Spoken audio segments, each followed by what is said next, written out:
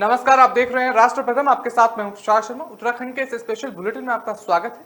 उन तमाम खबरों से आपको कराएंगे मुखातिब। उससे पहले सुर्खियां। पुष्कर सिंह धामी ने वशिष्ठ अतिथि पद्मश्री बसंती दीदी पर दीप प्रज्वलित कर समारोह का किया शुभारंभ। मंत्री अग्रवाल के विदेश जाने से पहले किए गए 74 कर्मचारियों के तबादलों पर लगी रोक। पंतनगर पहुंचे सीएम पुष्कर सिंह धामी, चौराहे पर झाड़ू लगाकर दिया स्वच्छता का संदेश। अब लिस्ट वॉर में कूदे हरदा, बोले हमारी जमीनी पर रिजॉर्ट बना रहे, हम चौकीदार बनकर रह गए। छात्र संसद में बोले विधानसभा अध्यक्ष सामाजिक सुरक्षा प्रदान करेगी समान नागरिक संहिता।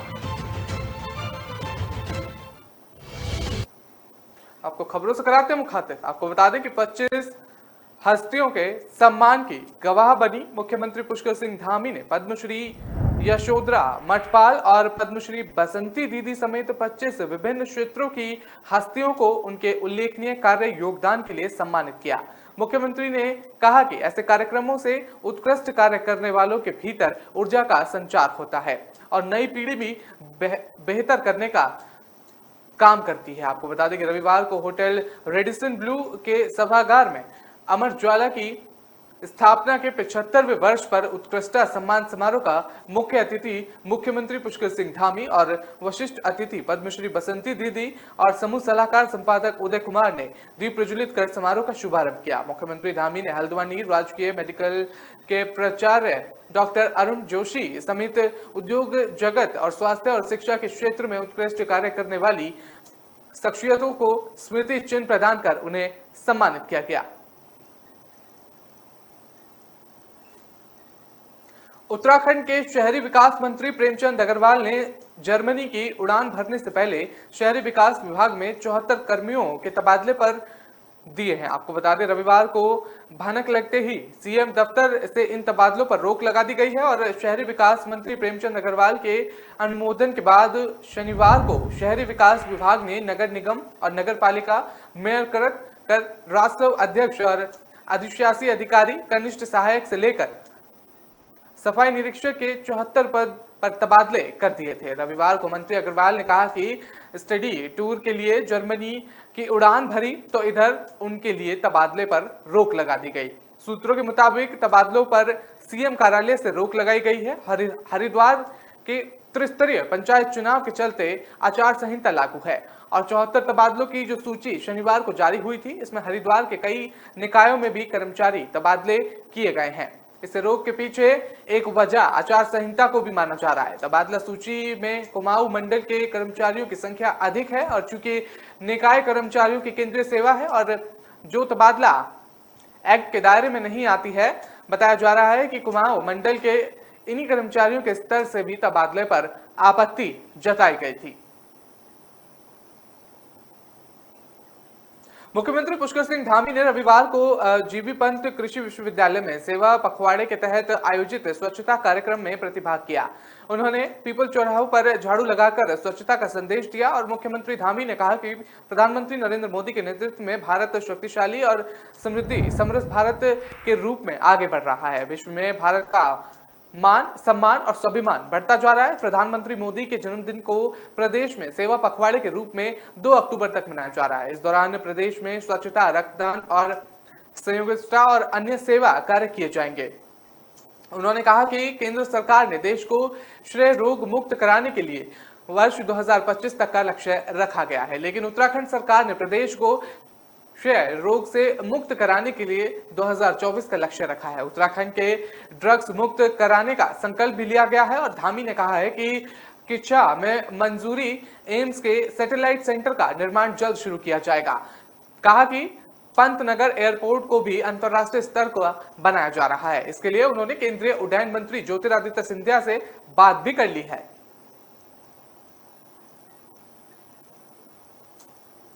सोशल मीडिया में छिड़े सूची वॉर में आखिरकार पूर्व मुख्यमंत्री हरीश रावत भी कूद पड़े हैं। आपको बता दें शनिवार को उन्होंने फेसबुक पर अपने ऑफिशियल पेज पर कुछ नामों की सूचियां जारी करते हुए बीते 5-6 सालों में उत्तराखंड के लोगों के हक की नौकरियों की बंदर बांट का आरोप लगाया है और सिस्टम पर तंज कसते हुए उन्होंने कहा कि आज हमारी जमीनों पर रिजॉर्ट बना रहे हैं और हम चौकीदार बनकर रह गए। विशेष तौर पर 2 सूचियों को अपने फेसबुक पर अपलोड करते हुए पूर्व सीएम रावत ने कहा कि पिछले 5-6 वर्षों में ऐसी सैकड़ों नियुक्तियां हुई हैं जो नहीं हो सकती हैं। स्पष्ट तौर पर उत्तराखंड के लोगों का हक मारकर लोगों ने अपने प्रभाव का इस्तेमाल करते हुए अपने निकट स्तर और परिवार के लोगों की नियुक्तियां की हैं। उसी तरीके से प्रदेश के तमाम ठेके दिलवाए गए हैं और इनमें पीडब्ल्यूडी, इरिगेशन, यूपीपीएल और आदि विभागों में साज सज्जा के सामान खरीद के ठेके भी शामिल हैं। उन्होंने कहा कि यदि ये सारी लिस्ट जनता के संज्ञान में आ जाए तो पिछले 6 सालों में किस तरह के उत्तराखंड में लूटा गया है और लुटवाया गया है उसका भी जो तस्वीर है वो सामने आ जाएगी। उन्होंने कहा कि उन्हें उम्मीद है कि कुछ और खोज लोग और गहराई तक जाकर सत्य को उजागर करेंगे।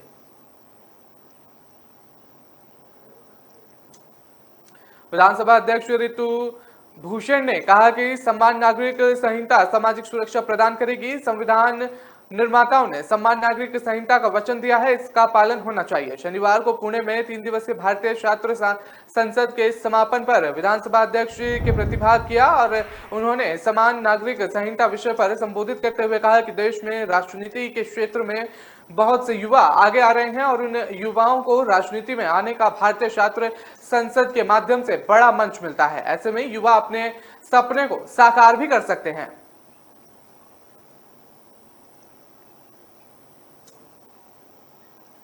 फिलहाल वक्त तो चला एक छोटे से ब्रेक का। खबरों का सिलसिला लगातार जारी रहेगा।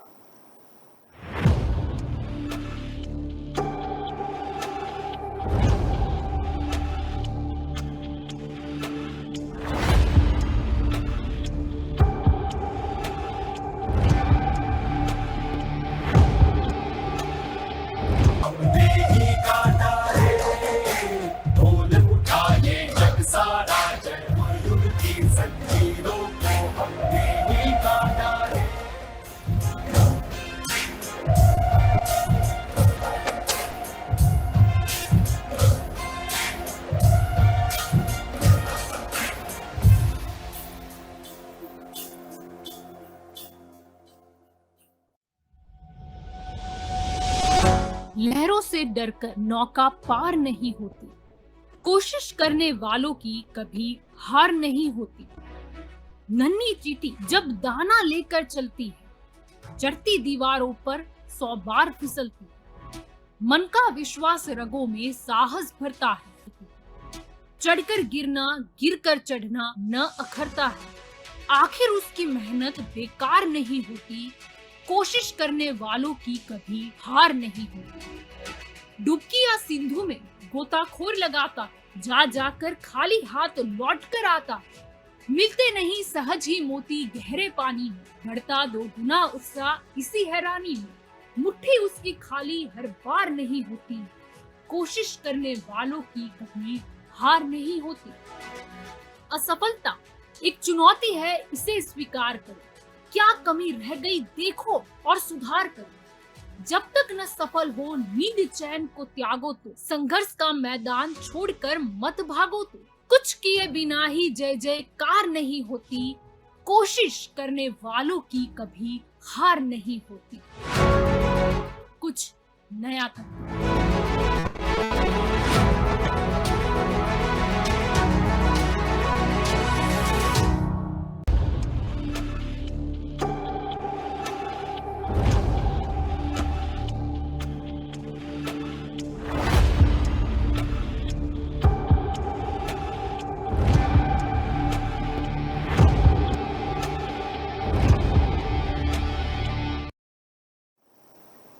ब्रेक के बाद आपका स्वागत है। रुक करते हैं अगली खबर का। आपको बता दें कि G-BASE सम्मेलन की मेजबानी इस बार भारत को मिली है। सम्मेलन में देश दुनिया से आने वाले अतिथियों का मान उत्तराखंड के उत्पाद भी बढ़ाएंगे और विदेश मंत्रालय ने राज्य के कई उत्पादकों का सर्वे किया। जल्द ही मंत्रालय की ओर से उत्पादकों का अंतिम चयन किया जाएगा। विदेश मंत्रालय ने G20 सम्मेलन के लिए सभी राज्यों से विशेष स्थानीय उत्पादों की सूची मांगी है।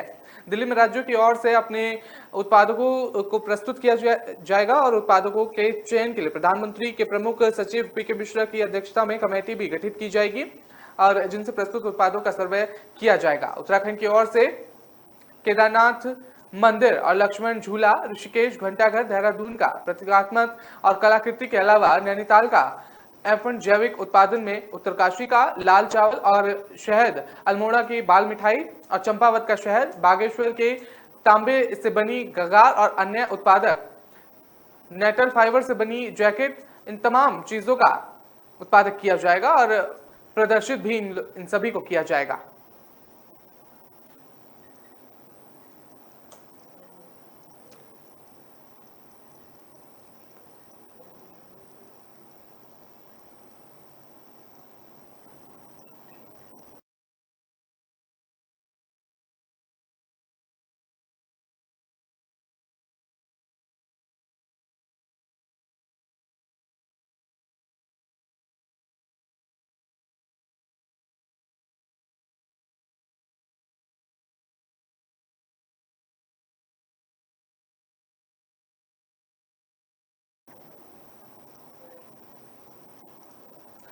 रुक करते हैं अगली खबर का। आपको बता दें कि रात भर शहर के आबादी क्षेत्र में हाथी, गुलदार और मगरमच्छ की दहशत रही। कहीं स्कूल में गुलदार पहुंच गया तो कहीं कॉलोनियों में रात भर हाथियों का झुंड टहलता रहा। मगरमच्छ भी एक कॉलोनी में आ धमका और इससे शहर के लोगों में दहशत का माहौल बना हुआ है। जंगली जानवरों से निजात दिलाने के लिए वन विभाग की ओर से टीमों का गठन कर दिया गया है और एक टीम भले ही और से उपलब्ध कराई गई है और जो वन विभाग के साथ मिलकर गश्त करेगी। अब बता दें कि किसानों के खेतों में खड़ी धान की फसल तैयार हो रही है और धान की बालियां पकने लगी हैं। इसके कारण राजौजी टाइगर रिजर्व के जंगलों से निकलकर जंगली जानवर धान की फसल का स्वाद चखने के लिए किसानों के खेतों में पहुंच रहे हैं। यही कारण है कि 3 हाथियों का एक झुंड रात में लगभग 11 बजे साथ एनक्लेव में पहुंच गया और सूचना मिलने पर वन विभाग की टीम पहुंची, लेकिन हाथी का एक कॉलोनी से निकलकर दूसरी कॉलोनी में पहुंचते रहे। राजधानी में वाहनों को खड़ा करने के लिए मंसूरी देहरादून विकास प्राधिकरण द्वारा मल्टी स्टोरी पार्किंग बनाने की योजना को 3 विभाग, जल संस्थान, नगर निगम और परिवहन विभाग के जमीन देने से इनकार करने के बाद जोर का झटका लगा है। बता दें कि MDDA ने शहर में 4 स्थानों पर मल्टी स्टोरी पार्किंग निर्माण करने की योजना बनाई थी, जबकि मसूरी और ऋषिकेश के लिए भी योजना थी, जिसमें ऋषिकेश में मल्टी स्टोरी पार्किंग बन चुकी है और जबकि मसूरी में जमीन मिलने के बाद भी अभी तक निर्माण शुरू नहीं हो पाया। बता दें कि MDDA ने जल संस्थान और परिसर और नगर निगम परिसर में पार्किंग बनाने का प्रस्ताव तैयार कर दोनों विभागों से निर्माण के लिए जमीन की दरकरार की थी, लेकिन फिलहाल दोनों ही विभागों ने जमीन देने से इनकार कर दिया है। इसके अलावा रही सही कसर परिवहन निगम और प्रबंध ने पूरी कर दी है और अब परिवहन निगम प्रबंधक भी द्रोण होटल के बगल में स्थित पुराने बस अड्डे की जमीन देने से साफ इनकार कर दिया है, जबकि पुरानी तहसील स्थित जमीन को भी मल्टी स्टोरी पार्किंग में बाबत अभी भी स्थिति साफ नहीं हो पाई है। राजस्व विभाग के अधिकारियों की माने तो इस जमीन के मालिकाना हक को लेकर विवाद की स्थिति भी खड़ी हो गई है। MPPG कॉलेज हल्द्वानी में प्रवेश का इंतजार कर रहे विद्यार्थियों के लिए अच्छी खबर है कि महाविद्यालय ने बीकॉम और BSSC की एक और मेरिट जारी कर दी है। सूची ने स्थान पाने वाले विद्यार्थियों को 20 सितंबर से प्रवेश दिया जाएगा और महाविद्यालय प्रबंधक का कहना है कि ये 5वीं और अंतिम मेरिट लिस्ट है और प्राचार्य डॉक्टर NS बनकोटी ने बताया कि बीकॉम और BSSC और प्रथम सेमेस्टर की रिक्त सीटों पर अंतिम वरीयता सूची जारी कर दी जाएगी, जिससे विद्यार्थी महाविद्यालय की वेबसाइट पर जाकर देख सकते हैं और वेबसाइट पर जारी सूची में जिन विद्यार्थियों का नाम है वो पोर्टल पर अपने शैक्षणिक दस्तावेज अपलोड कर लेंगे और जिसके बाद प्रवेश के लिए 20 से 22 सितंबर तक प्रवेश सीमित के सामने दस्तावेज सत्यापन कराना होगा। महाविद्यालय की पूर्व की वरीयता सूची में स्थान पाने वाले ऐसे विद्यार्थी जिन्होंने महाविद्यालय के पोर्टल पर अपने दस्तावेज अपलोड कर दिए थे, परंतु किन्हीं कारणवश प्रवेश सीमित के समक्ष उपस्थित नहीं हो पाए थे, उन्हें दस्तावेज जमा करने के लिए अनुमति प्रदान दी जाएगी। और साथ ही ऐसे विद्यार्थी जिन्होंने प्रवेश शुल्क जमा नहीं किया था,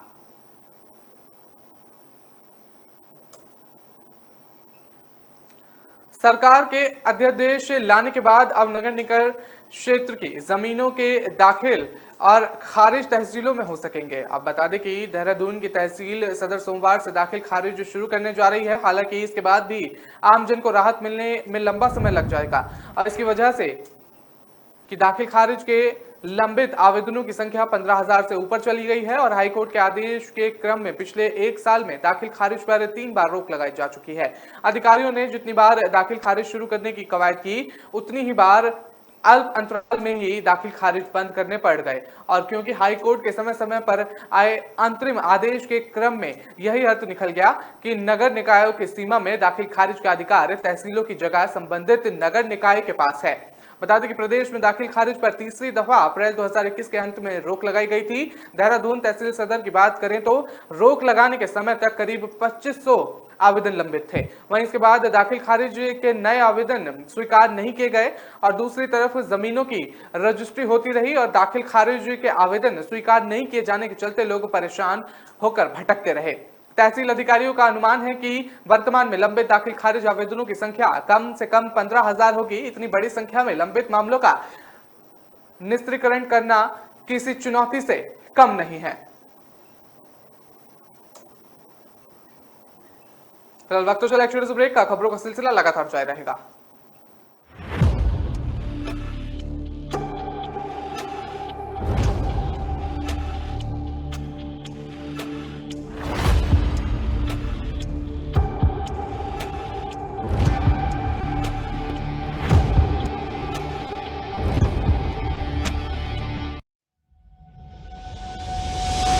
लहरों से डरकर नौका पार नहीं होती, कोशिश करने वालों की कभी हार नहीं होती। नन्ही चींटी जब दाना लेकर चलती है, चढ़ती दीवारों पर 100 बार फिसलती है। मन का विश्वास रगों में साहस भरता है, चढ़कर गिरना गिरकर चढ़ना न अखरता है। आखिर उसकी मेहनत बेकार नहीं होती, कोशिश करने वालों की कभी हार नहीं होती। डुबकी या सिंधु में गोताखोर लगाता, जा जाकर खाली हाथ लौट कर आता। मिलते नहीं सहज ही मोती गहरे पानी में, बढ़ता 2 गुना उत्साह इसी हैरानी में। मुट्ठी उसकी खाली हर बार नहीं होती, कोशिश करने वालों की कभी हार नहीं होती। असफलता एक चुनौती है, इसे स्वीकार करो। क्या कमी रह गई देखो और सुधार करो। जब तक न सफल हो नींद चैन को त्यागो तो, संघर्ष का मैदान छोड़कर मत भागो तो। कुछ किए बिना ही जय जयकार नहीं होती, कोशिश करने वालों की कभी हार नहीं होती। कुछ नया करना।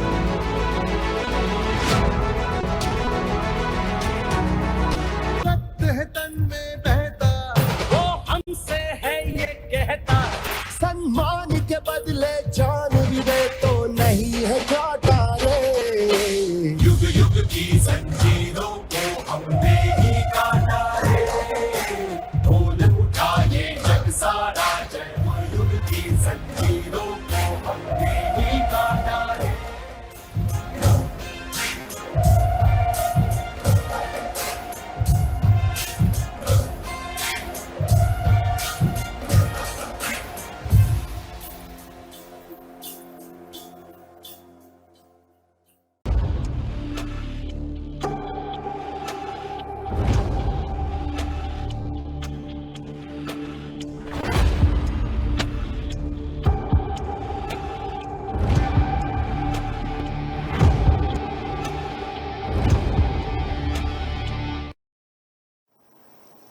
ब्रेक के बाद आपका स्वागत है। रुक करते हैं अगली खबर का। आपको बता दें कि टिहरी बांध की सुरक्षा प्रबंध के बाद ही डैम टॉप के ऊपर से 24 घंटे वाहनों की आवाजाही हो सकेगी। इस दिशा में THDC ने प्रयास शुरू कर दिए हैं और सुरक्षा संबंधित प्रस्ताव केंद्र सरकार को भेजा है। जल्द ही केंद्र सरकार की टीम इस मामले में बांध सुरक्षा प्रबंधकों को लेकर निरीक्षण करेगी।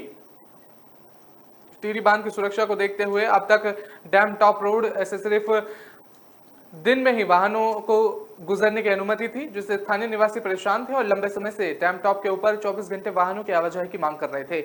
इसी साल मई माह में THDC में एक कार्यक्रम में शिरकत करने पहुंचे केंद्रीय ऊर्जा मंत्री और RK सिंह ने डैम टॉप के ऊपर से 24 घंटे वाहनों की आवाजाही की घोषणा की थी। डैम टॉप से अभी सिर्फ दिन में ही वाहनों से गुजरने की अनुमति है और रात के वक्त आपातकालीन सेवा या फिर बीमारी के वाहन गुजरने की अनुमति है, जबकि अन्य वाहनों को रात के वक्त जीरो ब्रिज रोड से होकर गुजरना पड़ता है। ऐसे में नई टिहरी से घनसाली और देवप्रयाग प्रतापनगर जाने वाली ग्रामीणों को अतिरिक्त दूरी तय करनी पड़ती थी, लेकिन अब THDC ने 24 घंटे वाहनों की आवाजाही के लिए कवायद शुरू कर दी है और केंद्रीय गृह मंत्रालय ने बांध की सुरक्षा मजबूत करने के लिए संबंध में THDC अधिकारियों के निर्देश दिए हैं, जिसके बाद THDC ने बांध की सुरक्षा के लिए चेक पोस्ट की संख्या बढ़ाने और अन्य अत्याधुनिक उपकरण स्थापित करने का प्रस्ताव गृह मंत्रालय को भेजा है। केंद्र सरकार की टीम जल्द ही बांध का भ्रमण कर इस पर अंतिम फैसला लेगी।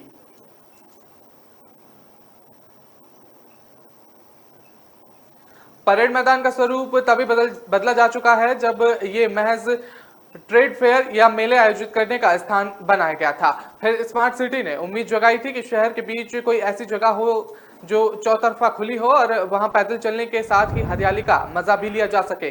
बता दें कि लोग यहां 2 पल बैठकर सुकून के पल भी बिता सकें। इसके लिए स्मार्ट सिटी के तहत परेड ग्राउंड सुदृढ़ीकरण परियोजना तैयार की गई और धरातल पर साल 2019 से काम शुरू कर दिया गया। करीब 1.5 साल का अतिरिक्त समय विस्तार मिलने के बाद निर्माण संबंधी काम लगभग पूरे कर दिए गए और लेकिन नीतिगत स्तर के निर्णय अभी भी बाकी हैं।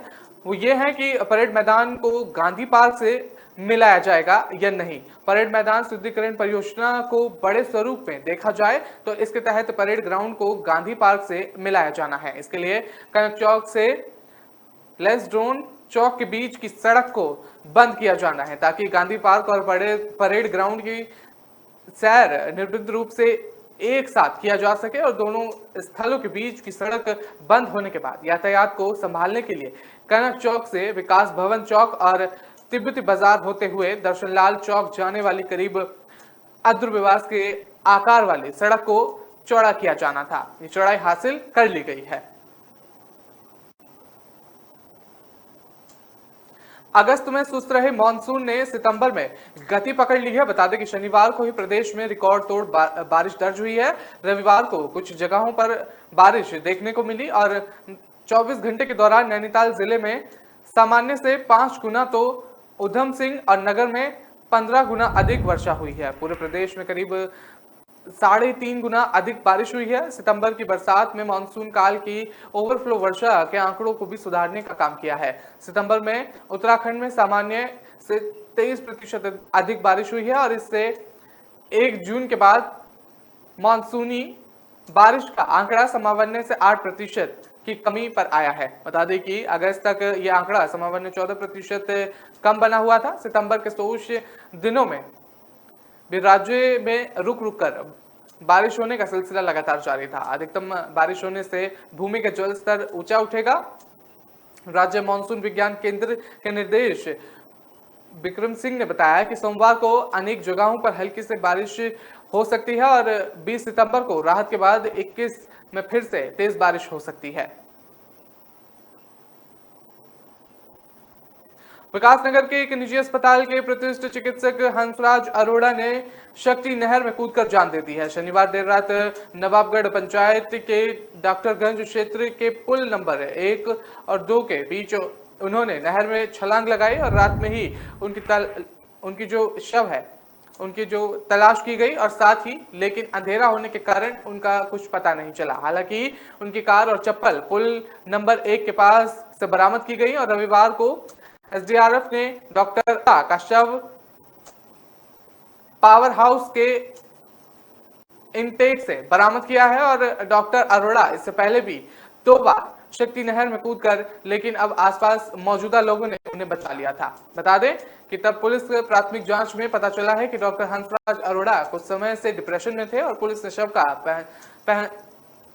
पहचाननामा के बाद मॉर्चरी में रखवा दिया गया है। डॉक्टर हंसराज अरोड़ा का बेटा सार्थक अरोड़ा और पुत्र वधू भी चिकित्सक हैं और बेटा सार्थक उनके साथ ही विकासनगर में प्रैक्टिस करता है और पुत्र वधू किसी निजी अस्पताल में सेवा दे रही हैं। बता दें कि शनिवार को उनका बेटा सार्थक किसी काम से देहरादून गया हुआ था। डॉक्टर हंसराज के पास उनका नौकर सुनील था, जिससे उन्होंने घर भेजा था और इसके बाद तकरीबन रात को 10:30 बजे करीब डॉक्टर हंसराज कार से डॉक्टरगंज में शक्ति नहर के किनारे पहुंचे और जहां उन्होंने आत्महत्या करने की कोशिश की। फिलहाल पुलिस ने शव बरामद कर लिया है। जापानी इलेक्ट्रोसिस से ग्रस्त बुजुर्ग मरीज की मौत हो गई है और वह कई दिनों से बीमार थे और सुशील तिवारी राजकीय चिकित्सा में वेंटिलेटर पर रखाकर उनका इलाज जारी किया जा रहा था। आपको बता दें इस सीजन में कुमाऊं में जेई समेत मौत का यह पहला मामला सामने आया है। काशीपुर निवासी 60 साल बुजुर्ग को एक सप्ताह पहले एसटीएच में भर्ती कराया गया था। उनकी हालत गंभीर थी और जांच में उनमें जेई की पुष्टि भी की गई थी। आपको बता दें कि मेडिसिन विभाग के एसोसिएट प्रोफेसर परमजीत सिंह ने बताया कि मरीज वेंटिलेटर में भर्ती था और लेकिन शनिवार को देर रात उनकी मौत हो गई। इसके अतिरिक्त उधम सिंह नगर के नानकत्मकता की एक 22 वर्षीय लड़की भी थी और बता दें कि उसमें भी जेई की तरह से लक्षण थे। फिलहाल जेई से उनकी मौत हो गई है।